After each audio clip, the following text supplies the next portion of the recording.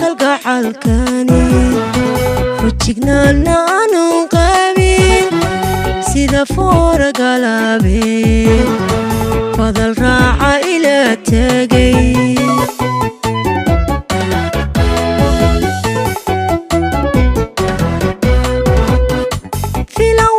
kalgacalkani wajignaana aanu qabin sida foora galabeen fadal raaca ila tagay bismillaahi raxmaani raxiim waa garanaysaa fanaanadeenna Deeqo Holan waxay ka timid Imaaraadka waxay ka mid yihiin fanaaniintii Dubai Star Deeqo Holan waxaan joognaa Garowe waxaan kugu soo dhaweynaynaa Puntland maadaama aan kaga soo horreynay fanaanadeena Soomaaliyeed waxay nagala soo qayb gashay barnaamij aan ku qaban doono Puntland xilliga la qaban doono dib baan idinka soo sheegi doonaa welcome Garowe baan leeyahay Deeqo Holan fanaanadeen waxaan halkan ku soo dhaweynaynaa walaasheen Deeqo Holan annagoo isku duuban waxaan ku leenahay soo dhawow dalkaaga iyo dadkaaga baa u timid waxaan halka u taaganahay inaan soo dhaweyno walaasheen fanaanadeena Deeqo Holan waxaan leenahay soo dhawow welcome wallahi horta aad baan u faraxsanahay farxadan la soo koobi karin marka hore waxaan ku faraxsanahay abwaano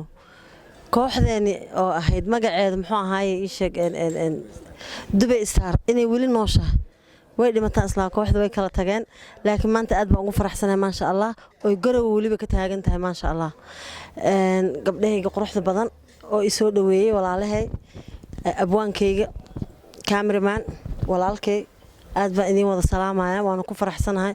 waxa aan ku hamiyi jirayna maanta waan helay wax badan baan Dubai dadka soo dhaweeyay laakiin maanta ana liigu soo dhaweynaa wad mahadsantiin thank you very much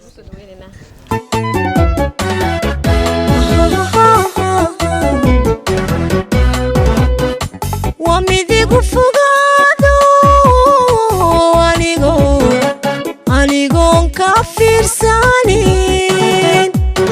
afadka fadka ila baxay keli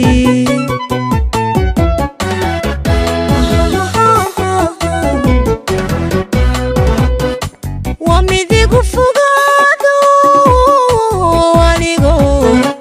anigoon ka fiirsanin